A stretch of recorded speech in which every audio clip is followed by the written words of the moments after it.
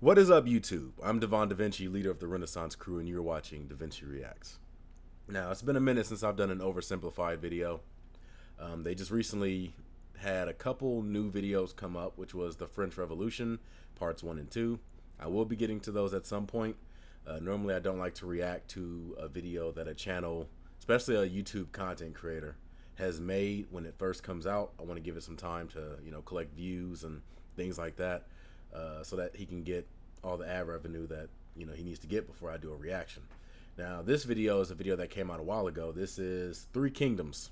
Now, for those of you that don't know anything about the Three Kingdoms, it was a period in time in China's history. There's a lot of video games dedicated to it. I believe it was one is called like Romancing the Kingdoms. Another one is most people know as Dynasty Warriors, things like that. I've never really known the history of the Three Kingdoms period. I'm just familiar with it. So this is going to be a video that's actually very informative to me because I don't know a lot about the actual details about the Three Kingdoms. So let's go ahead and check this out. For those of you that haven't seen this video, I highly encourage you to go and watch the original first before watching this. Hell, you don't even have to watch this right now.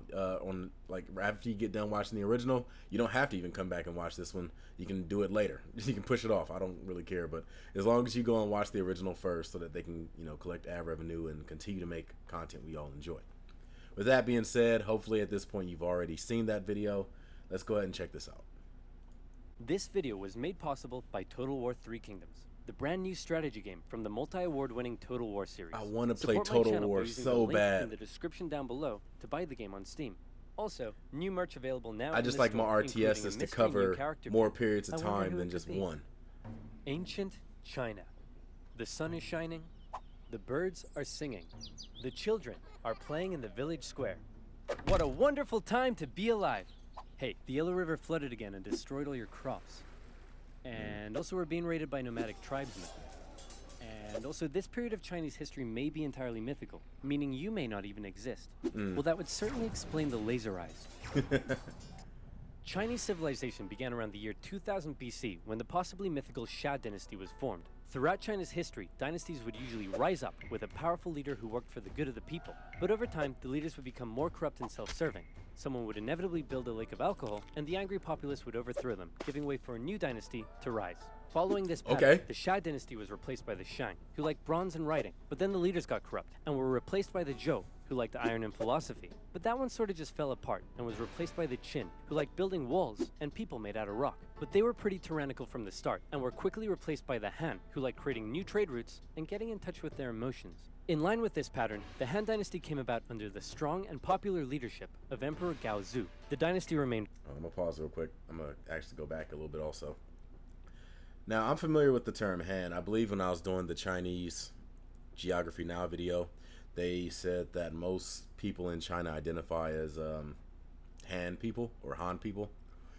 Now, does that tie into this particular dynasty? I don't know, but if it does, it's cool as hell because it's an ancient dynasty, so that would make it an ancient people, which is something I'm always a fan of. Let's continue. Under the strong and popular leadership of Emperor Gaozu, the dynasty remained firmly in place for over 4 centuries and was considered a golden age in Chinese history, developing new forms of art, political thinking, technology. Oh, looks like all the leaders got corrupt. See, probably the biggest problem in ancient China's political system that allowed so much corruption to come about all the time was a little something called court culture. Before he explains this, I don't even think you need to go that deep. I mean, who would think that a civilization that gives one person all the powers of, I guess at that time in their minds, a god, who would think that after a while they would start to get corrupt? Who would have thought that would fail? Something called court culture. Let me explain. Imagine for me, if you will, that you are the son of the Chinese emperor. Hooray! Now, apart from how weird it is that you have a ton of stepmoms and many of them would like to kill you, and also all of your friends are middle-aged dudes with no dongs, life's pretty alright. One day, your father says, "Son, I know our relationship hasn't been the best, and I've never said this before, but I just want to let you know that I love you." Oh no, I'm having a heart attack! Look at you. Now you're the emperor. I'm so proud of you. But wait, you are but a child and have no idea how to rule over a massive empire. Fret not, because just about everyone in your court wants to help you out with that. Hey man, By remember taking me? over. I'm your mom's bro. Anyway, I heard you needed someone to rule over China for you. I mean, to help you rule China. So hey, here's a popsicle. I hope we can get along. No way, man. We've been your friends and your personal caretakers your whole life. And even though we may have no dongs, I think you should give us all the power to rule China. I mean, help you rule China. So who will you be influenced by? Your scheming uncle or your loyal eunuchs? And towards the end of the Han Dynasty, a string of child emperors allowed more and more power to fall into the hands of the eunuchs. Oh no, now they're scheming too.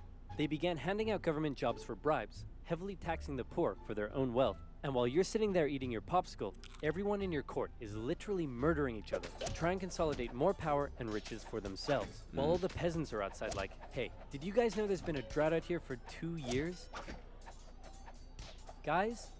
Obviously the people weren't too happy that while they were struggling to survive, they were also being heavily taxed so that the eunuch faction could all have rockin' mansions, complete with swimming pools and Alexas. So finally, when a self-proclaimed Taoist wizard came along and was like, you know whose fault it is that we're all out here starving? It's the emperor and his posse. They've lost their mandate from heaven, and the imperial family must be destroyed with an unrelenting, furious wrath.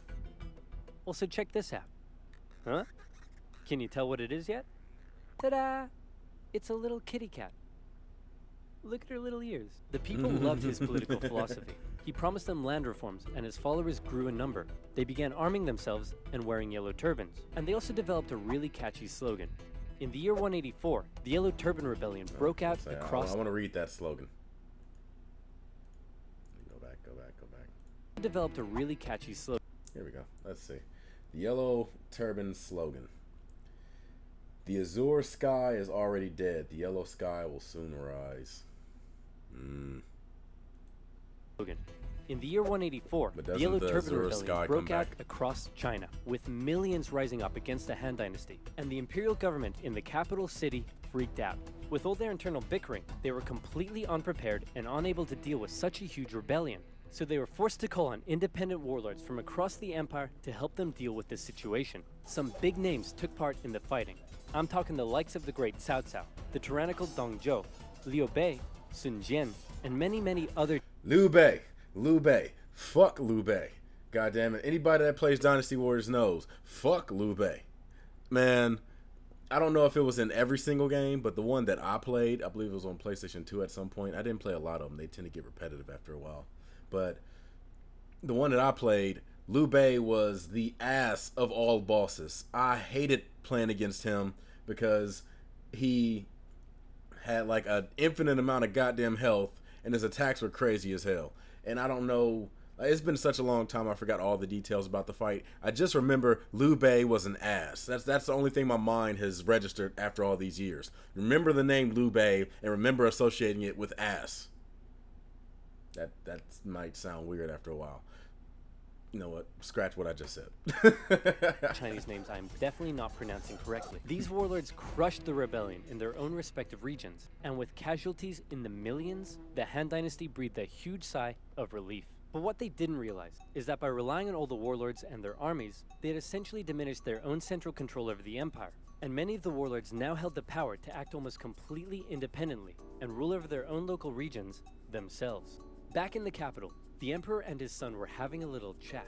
Listen, I know we've had our ups and downs, and I spend all of my time with your many smoking hot stepmoms instead of you. But what say you and I finally go on a little fishing trip together this weekend? Oh no, I'm having a stroke! And yet another child emperor was on the throne. This time, however, instead of the eunuch faction gaining even more power, this child emperor's uncle became his regent, who also just so happened to be the head of the imperial army, He Jin. Man, I hate those sneaky, lying, cheating eunuchs. Hey Warlord Yuan Shao, what should we do? Kill them all. Right on. You can't kill the eunuchs. They're a vital part of this empire's governance. And also they paid me a lot of money to say that about them. Ah, come on! No. So He Jin and Yuan Shao decided the empress may need more convincing. And so they called in an infamous, feared, tyrannical, overweight warlord from the northwest to help convince her. That man was Dong Zhuo, and he set out for the capital city with his army. Hey guys, I heard a rumor that He Jin was planning on killing us. Then why don't we kill him first? And so it was. They lured him to the palace with a forged letter from his sister, and when he got there, they lobbed off his head. Well, damn. kill them all. Imperial forces stormed the palace, and the eunuchs were all massacred. The peasants, who were still suffering from... They got Hitler's dad in the back spanking one of them. Oh, that's a callback. That's a hell of a callback. Drought and starvation, saw what was going on, and began to riot. The emperor and his brother were forced to flee the city, which was now in flames, and the feared, nasty, tyrannical, bloated Dong Zhuo had just arrived. He found the emperor and his brother wandering the hills outside of the city and was understandably confused. So he scooped up the emperor, went to the capital and was like, "Hey guys, what's up? I see the capital is on fire. Also, I'm here with my army and I have the emperor with me." Wait a minute, the capital is on fire, I'm here with my army, and I have the emperor. Screw you guys, I'm in charge. So now Dong Zhuo ruled over the Han Dynasty as the emperor's regent. His first act was to say to the emperor, "Hey man, no hard feelings, but I like your little brother better, so I'm actually making him emperor instead of you, so you're free to go do whatever you want." Actually... yeah. That feels better. Dong Zhuo ruled with an iron fist, and he did whatever the flip he wanted. He made absolute decisions himself, showing no regard for the monarchy. He had his opponents or those who disagreed with him killed. He broke protocol, doing things like keeping his sword when approaching the emperor, wearing shoes in the court, sleeping in the emperor's bed, and worst of all, he would walk in the presence of the emperor. You were meant to trot. The other warlords around the empire hated him, and so they said, "Something needs to be done about this guy. What say we form a coalition and oust him?" And it was agreed. Warlords from across China, their armies amounting to 100,000 men, allied together against the tyranny of Dong Zhuo. Yuan Shao's coalition consisted of some of the nation's most capable leaders, including his half-brother Yuan Shu, the great Cao Cao, and Sun Jian. But Dong... This makes me want to go and replay a Dynasty Warriors game just to see how accurate it is. I mean, I get that it's a video game, so it's probably very, very, very loosely based, but just the key figures, like Dong Zhuo, I want to see what type of character he's like. I'm sure he's in the game. I think all the people that was named in this video are in the game, but I'm curious. Coalition consisted of some of the nation's most capable leaders, including his half-brother Yuan Shu, the great Cao Cao, and Sun Jian. But Dong Zhuo had an ace up his sleeve. His protege and adopted son, one of the most skilled and feared warriors in all of China. It's Lu Bu. This guy was a beast of a man. He never lost a duel, and no... I take that back. It wasn't Liu Bei, it was Lu Bu. That's the one that was hard as hell to beat. He was like, he wore a blue outfit and he had these like feathers coming out of his, like wrapped around his ponytail, and he rode a horse, and the dude was, I think he had like a giant spear, and the dude was tough as nails and hard as shit. And I don't even know if that analogy goes well together, but goddamn it, it does now, because Liu Bei or Lu Bu was a freaking beast. No other warlord dared challenge him to one. He was also famous for betraying just about every warlord he ever fought for, something that Dong Zhuo didn't seem too concerned about. The coalition attacked Dong Zhuo in Luoyang, and in particular, Sun Jian's forces inflicted a heavy defeat against him, and he was forced to flee to the city of Chang'an. After this initial success, however, the war entered into a stalemate. The warlords in the coalition realized it was going nowhere, and also they all secretly hated each other. So they all went home. Dong Zhuo was safe. Until... Legend has it that a government official in Chang'an had a daughter who was hot. Super hot.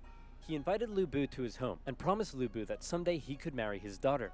Then, he invited Dong Zhuo to his house and did the exact same thing. Dong Zhuo was so smitten that he insisted on taking her as his concubine immediately. And when Lu Bu heard the news, he was pretty unhappy.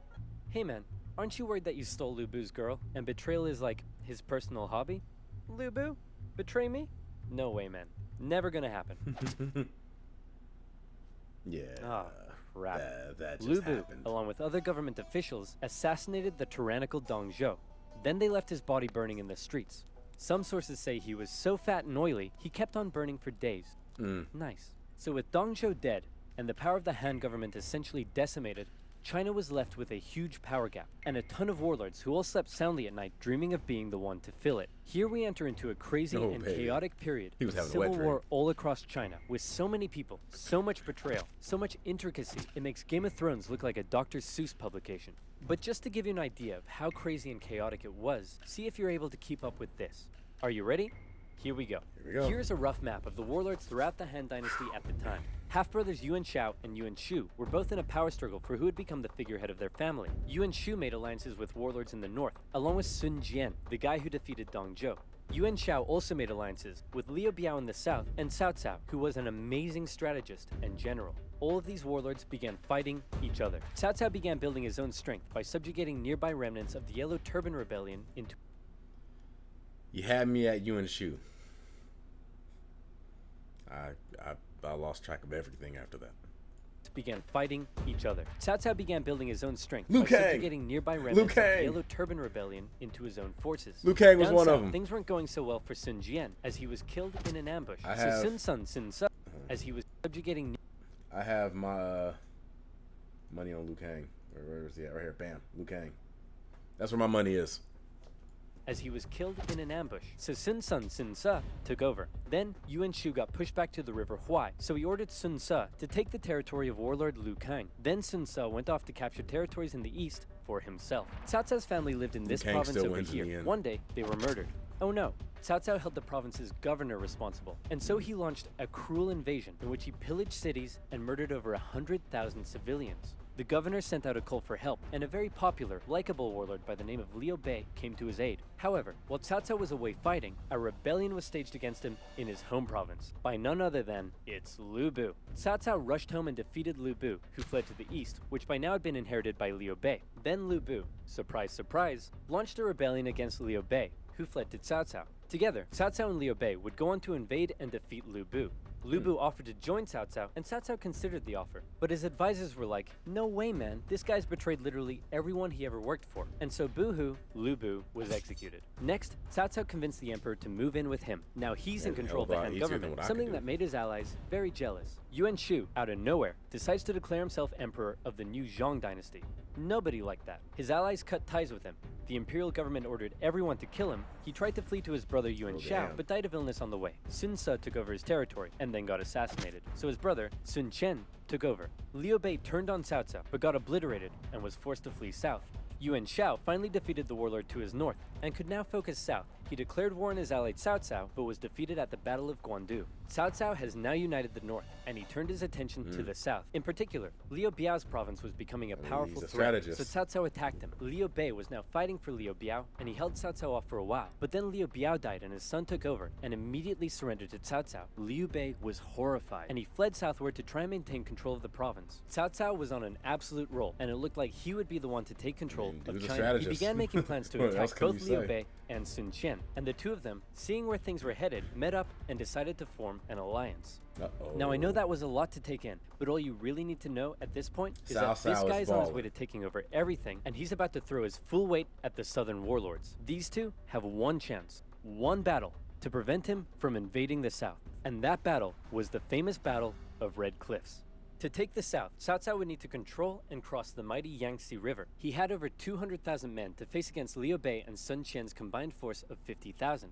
How would they stand a chance when they were so outnumbered? Legend says most of Sun Qian's advisors pleaded with him to surrender, but then he smashed up a table and they all backed down. Luckily, Cao Cao's forces were ravaged by disease and exhaustion, and his northern soldiers weren't too comfortable on ships. So when Cao Cao sailed down the river and the two sides met for an initial skirmish at Wulin, Cao Cao was unable to inflict a defeat against the allies. Then one of Sun Qian's men came up with a very sneaky plan. He sent Cao Cao a letter pretending that he and others wanted to defect to his side, and offered to bring him some of Liu Bei and Sun Qian's finest ships. Little did Cao Cao know, however, that those ships were full of flammable reeds. As they approached his fleet, they were set alight and destroyed his ships and camp. Seeing the situation as hopeless, Cao Cao ordered a difficult retreat through the rain and marshlands, during which more of his men fell to illness and disease. The underdogs had won, and Cao Cao would never again have another chance to take the south. Following that, the three warlords took some time to finish off some smaller competitors in their own regions, and by the year 214, China looked a little bit like this. Cao Cao continued to try to penetrate the southern regions, but had no success, and even lost the Hanzhong region to Liu Bei in 217. The former allies eventually fell out over who should own this territory here, with Sun Qian coming out on top. In 220, Cao Cao died of a head disease, and was replaced by his son, Cao Pi. Cao Pi convinced the Emperor of Han to abdicate, and then proclaimed himself the Emperor of the new state of Wei. Liu Bei followed suit, declaring himself the true Emperor of Shu Han. And a few years later, Sun Qian joined in the fun, and declared himself Emperor of Wu. And so now you have a number of kingdoms in China. How many? Count them. 1, 2, 3. 3 kingdoms. Except, actually, they weren't kingdoms, they were Roll dynasties. credits. And when the three kingdoms finally formed, not a whole lot happened. For the next 3 decades, they continued to engage in combat, but it almost always ended in stalemate, and nobody really got anywhere. So how did it all end? Did Cao Cao's descendants eventually realize his dream of unifying China? Not quite. Instead, the three kingdoms became victims of the usual problems that plagued Chinese dynasties. In Wu, Sun Qian's descendant became a tyrant, who was more interested in spending time with his concubines than governing. In Shu Han, a powerful, corrupt, eunuch faction rose up, and by now we all know how that ends. And in Wei, a string of young emperors gave way for a powerful family, the Sima. Never trust a man that's willing to become a eunuch. Like, period. Like, eunuchs should not be trusted. If anything should be said, if you've ever seen History of the World Part 2, I mean, they don't do anything, but they look crazy. They just sit there and they don't say anything. And that was a great scene, actually. That was fucking funny. I'm gonna have to react to that video or that movie at some point again. That and Kung Pao, both those are great movies. And in Wei, a string of young emperors gave way for a powerful family, the Sima clan, to take control of the dynasty's government. This Sima clan recognized the weak state Shu and Wu had been reduced to, and so they began making plans. I've just received this letter that says Wei is planning to attack us. Should we make preparations for war? Nah, it's probably nothing to worry about. Let's do absolutely nothing. Sounds good to me. Wei launched a full-scale invasion into Shu, which fell within a year. Then Sima Yan forced the Wei emperor to abdicate and proclaimed himself emperor of the new Jin dynasty. In the year 279, Jin launched an invasion of Wu and finally unified China in the year 280. The pattern of rising and falling dynasties, division and reunification would continue in China for centuries to come. Oh yeah. Right now you may be asking yourself, but wait a minute, what would have happened if Cao Cao had his way and unified China? Or what if Lu Bu never assassinated Dong Zhuo and he continued to rule over the Han Dynasty? What about if one of these smaller warlords had risen to the top? Dang it, what if I want to be a warlord during the downfall of the Han Dynasty? And this is when the Total War game comes in. Because now, you can.